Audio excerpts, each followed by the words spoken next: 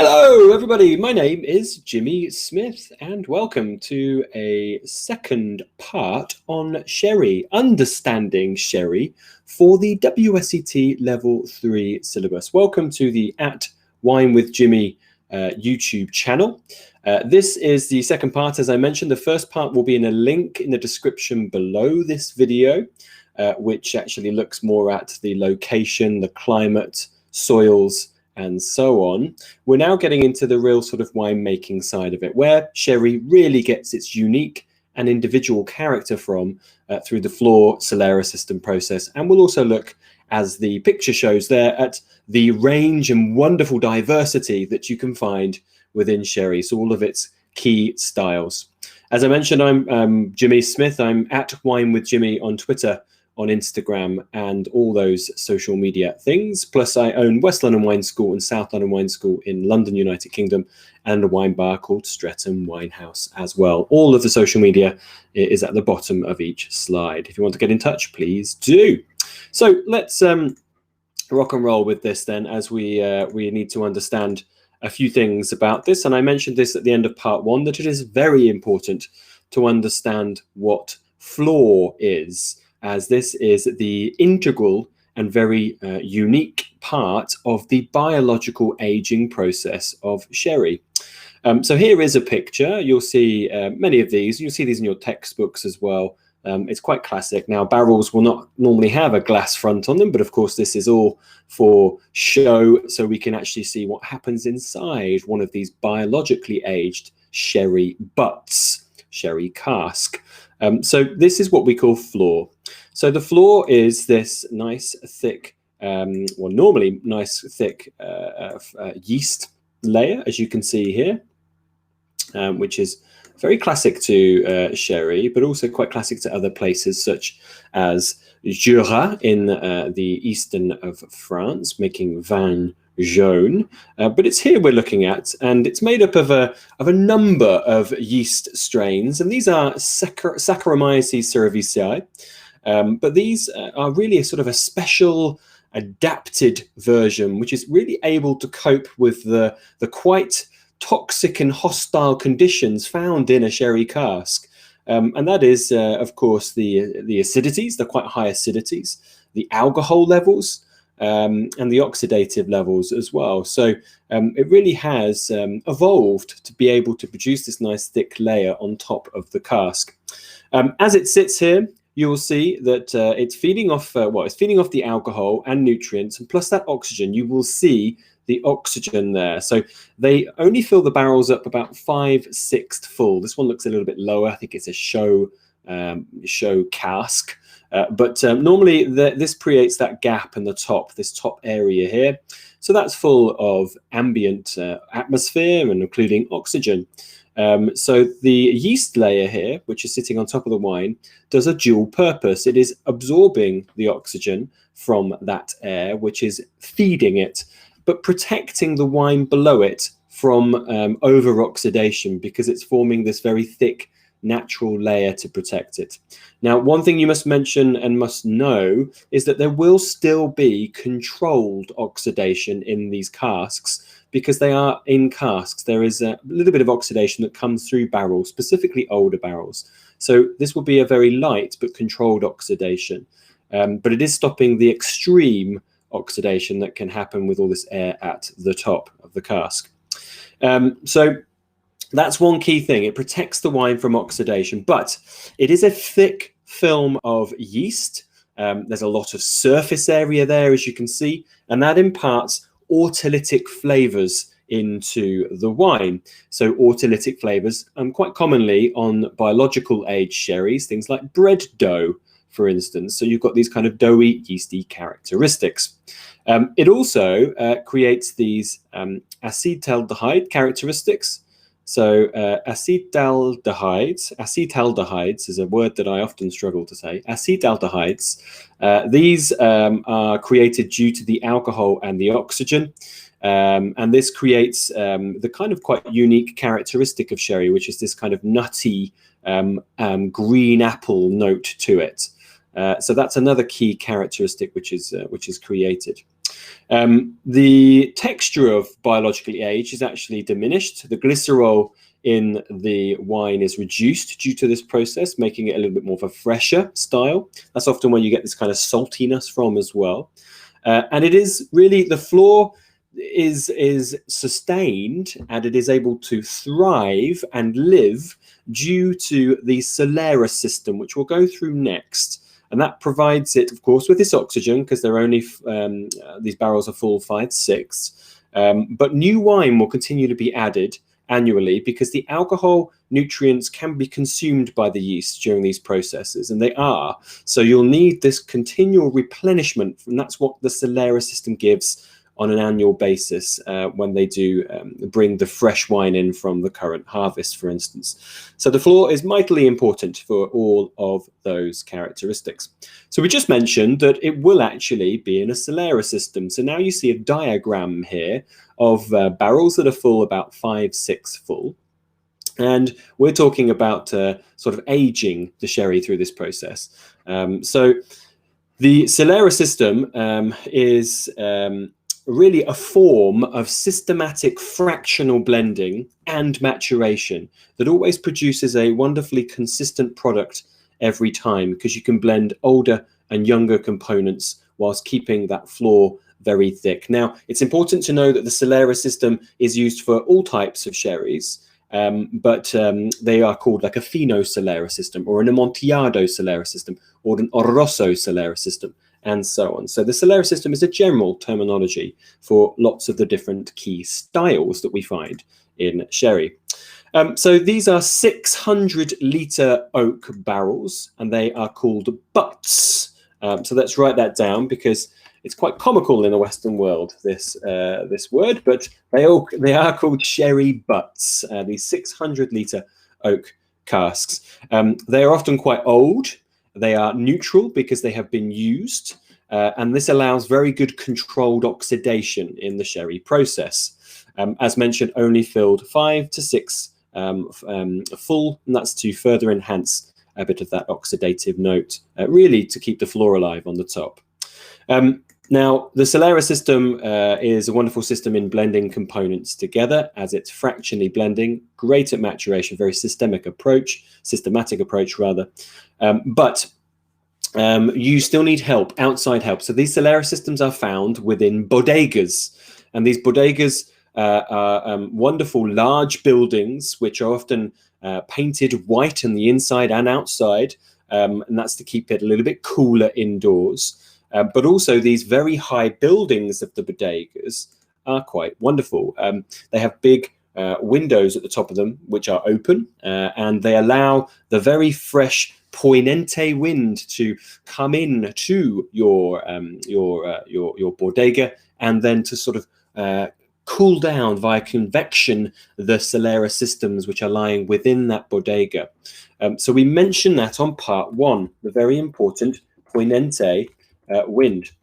So this comes from the sort of the west and southwest. So from the southwest and west, and that's the Atlantic, of course.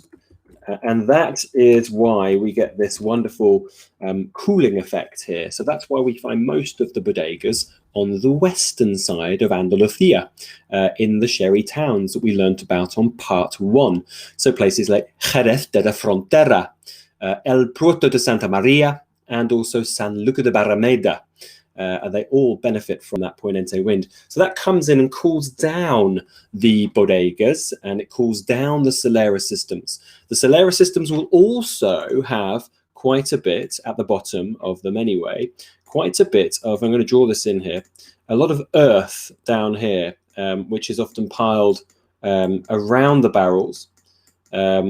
And this is earth, or it's sand, and it's wetted. So then when the wind comes in, it cools it down even further. So you'll often find that at the bottom of that as well. You might even find air conditioning being used as well in sites where they really need to, where it's a little bit too warm. The Solera system is really, there's a multitude of these across several different sites. So a bodega often won't just be one factory building or one building, it'll be a number of sites, and that's in case there's some sort of disaster in one of them. I don't know, like it might be a flash flood, or it might be, I don't know, a lightning strike or a fire or something like that. So they strategically are actually located in a number of sites. And then they blend all of these together to create a consistent blended product at the end of the day. So that is quite classic, but there are single Solera system sherries as well, but these are quite rare, but you may find these. Gonzalez Beers have an 1847, and there's quite a few other names as well for single Solera systems. We do actually need to know how this process works, which, oops, I need to be able to go back for that. Here we go. So we talked about the production of sherry through its production of the wine and fortification last time on part 1. So that's where we pick up this part. So as you can see at the top of this, we have what it says sobre tablas, and the sobre tablas is in fact the mixing tank, which the current harvest's wine and then fortified wine will be found. So this is actually all put together, but we're gonna start from the bottom up actually first, because it's the easiest way to do this. So you'll see that the bottom row of barrels here, we know the whole system is called the Solera system. The bottom row of barrels is called the Solera, and this Solera is in fact what sherry is bottled from. So you will find sherry being made from here. This is the most blended product of this system. So that's what comes out here. You never fully empty these barrels, so you often will empty them by about a third. Okay, so let's pop in a third here, and this is the same for all of these barrels. They're all going to be emptied by about a third, and that's what you would then blend together in a separate sobre tablas, and then you would bottle your fine and filter and bottle your sherry. Okay, so you've actually emptied this bottom row of barrels by a third. You're going to need to then fill it. So you empty, of course, everything in the rows above it, which is called the first criadera, which is a row of barrels. You empty these all by a third as well. And these will all be mixed together in another separate sobre tablas, a mixing tank, and then they will be pumped into those barrels equally below them, topping up, which is what has been taken away. So you've done that with the first criadera. You'll need to then take what's from the second criadera, a third of each of these as well, and that's going to, of course, service the barrels below that. What has been taken out the top of that, the second criadera, will be replenished by what's just been made from the current harvest, from that sobre tablas tank that's just been fortified. And that will go into the top. The colors are there to design to show you the design really of how it's going to sort of mature as it goes through the Solera process. Important to notice that, remember I mentioned that the barrels are never fully emptied. So this is important. That means that really, since the Solera system started, you could have therefore trace elements of wine from when it started, because the barrels are not completely emptied. So that is one of the big reasons they do it. They have these huge consistent styles. The wines will taste very similar year in, year out, due to the fact that you have this Solera system, which kind of balances all the characteristics through the years. So that's quite an important part of this. Okay, so that is your Solera system. Also, for interest's sake, notice on the right-hand side there, it says the word saca. The word saca means to sort of remove from the sherry cask. And this is, in fact, an old name for, so you'll see it just here. It's an old name for sherry, sack sherry. In fact, some producers still make a sack sherry. This we know because we find it from great fans and ambassadors of sherry, like William Shakespeare, who mentioned Sacca sherry, sack sherry. He actually said a very famous quote, which was, if I was to have 1,000 sons, I would get them all to forswear thin potations and to take their life up with sack sherry instead. Thin potations meaning wine or something along those lines, or beer or something like that. Okay, so that's the Solera system. Now, the wine will possibly, more than likely, be fined and filtered when it comes out of the bottom row of the barrels, the Solera. and then it is, of course, prepared for market and sent to market. Now, we've been given the example there in that Solera system of a biologically aged, but not all of them are biologically aged, as we learnt about last time on part 1. But we will begin with the first 2 styles being biologically aged. The first one here is the Dio of Manzanilla. The Dio of Manzanilla is a style and also its own Dio, which is around the coastal town of San Luca de Barrameda, which is one of the 3 sherry triangle towns, as we talked about last time around. The Manzanilla around San Luca de Barrameda. Manzanilla, by the way, means chamomile, a kind of herbal characteristic you get in the wines. This is purely biologically aged, as we are well aware. The biological aging here actually is some of the most consistent. So it's a very thick Flor yeast here due to its proximity next to the Atlantic. The Flor is actually very, very happy in this area, as it's kept very moderated by its proximity to the Atlantic. So you get thicker Flor yeast, you get a bit more of a tangy aroma, tangy, salty character due to that. And that salty tanginess is due to the yeast as well as being right next to the Atlantic. Expect this very pale color with citric and green notes to it. The acetaldehyde character will give that green character. Almonds as well, herbiness like Manzanilla, and bready characteristics as well. But the almond is the oxidative note you'll get here. There is also a style which is called Aroma. So let's pop that down for you as well.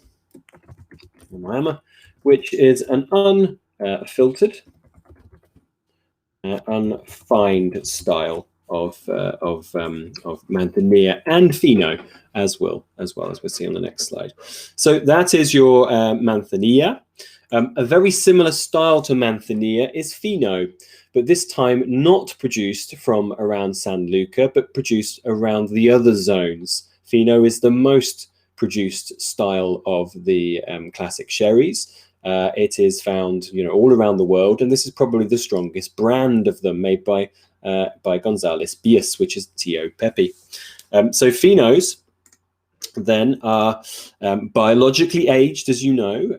They are pale lemon, sometimes a little bit darker than a Manzanilla, but with similar citric, green-fruited, almond, herby, bready notes. These tend to be less salty, and these tend to be less tangy. They're a bit more bready, herby, and fruity in style, the Finos, because they are not produced that much or that consistently by the coastal area. But if you do have a bodega which is situated closer to the Atlantic and grapes are sourced from closer, you can get one that tastes very similar to a Manzanilla, of course.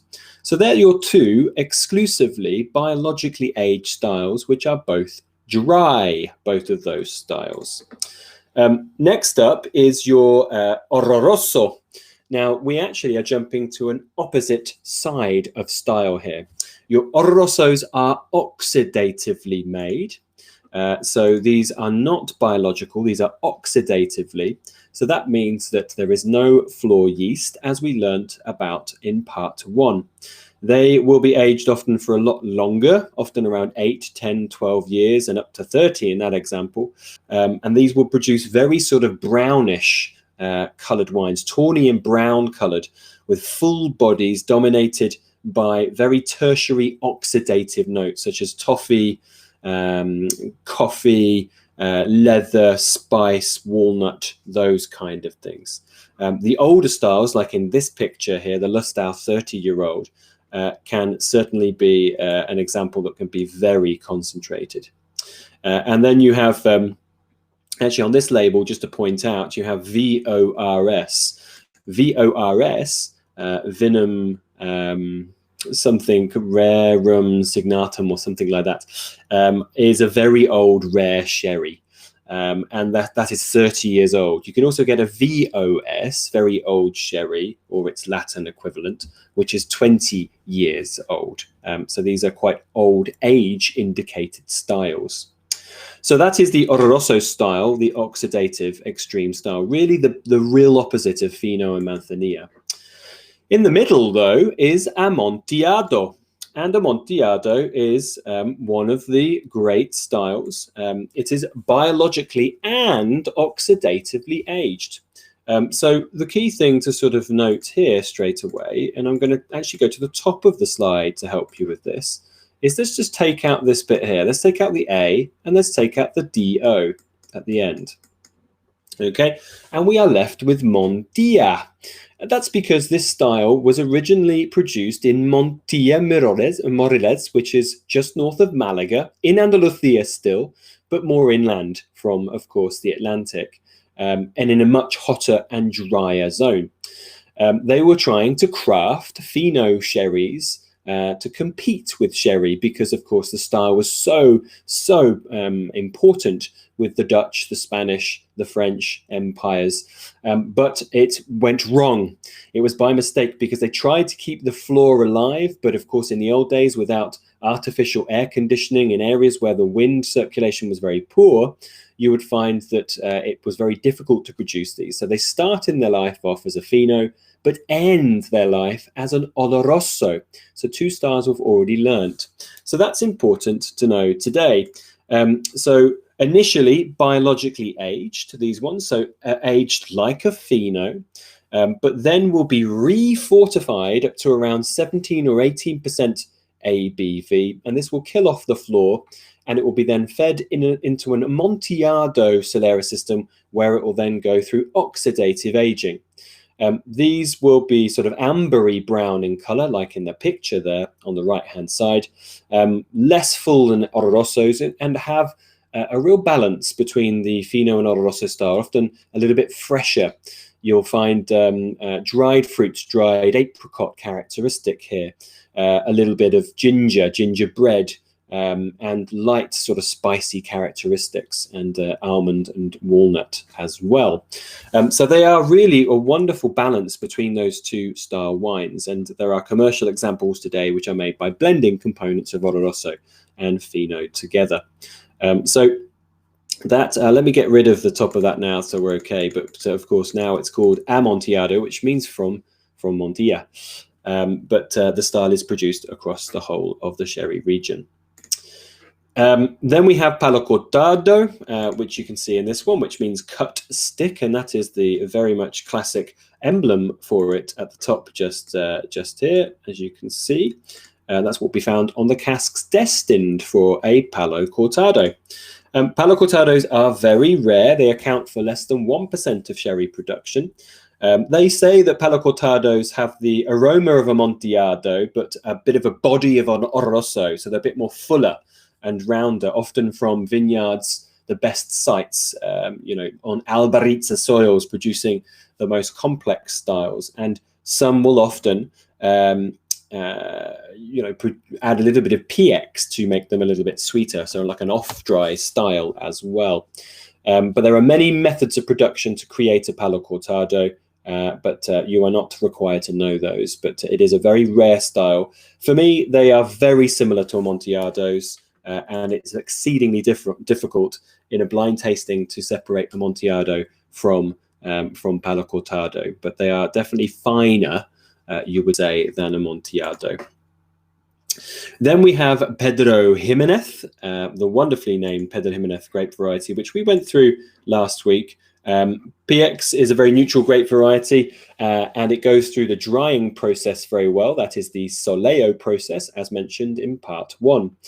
These are quite rare to be produced as wines, but more common to be produced as a sweetening component for sweetening sherries, things like creams and mediums and so on. So if it is made into a wine, it will be oxidatively aged, and because it's so rich in sugar, often up to 500 grams per litre, these wines are dark black brown with a yellow iodine tinge to them. They are dried fruits, prunes, figs, raisins, coffee, licorice, and a lot of characteristics, lots of dark spices as well. They are quite medicinal. And they are often quite difficult to consume on their own for some people, for most people. often served with vanilla ice cream and in fact poured on vanilla ice cream. So that is your Pedro Ximénez. Then we do have other styles. So the styles we've actually just gone through there are all naturally dry apart from Pedro Ximénez. Now we're going to go on to your sweetened sherries. And there are lots of different categories of these, but there are three majors that they wish you to know about. There is a style of a wine called pale creams. So if you take a Fino and you add sugar to it, it becomes a pale cream. It goes through often quite a short biological aging process, however, for bigger production, quicker turnaround, 2 years, often 2 to 3 years. And then it will be sweetened with RCGM, rectified concentrated grape must, bought from factory, and to really add the sugar. So that's pale cream. The big brand, which is owned by Gonzalez Bias that make Tío Pepe, is the Croft pale cream. Croft pale cream is pretty much Tío Pepe with sugar. Mediums, these are based on Amontillado, so biologically and oxidatively aged and sweetened with rectified concentrated grape must. The best examples of mediums could actually sweeten with the very sweet PX to add a bit more darker, heady characteristic behind them. And then we have creams. So creams, it's a very evil one there. Let me get rid of this. There's a mistake. Dun, dun, dun. But let's get rid of that.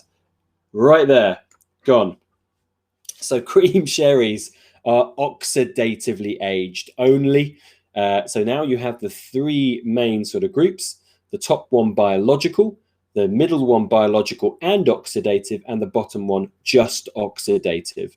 So, for example, an Oloroso. And then they are sweetened with rectified concentrated grape must.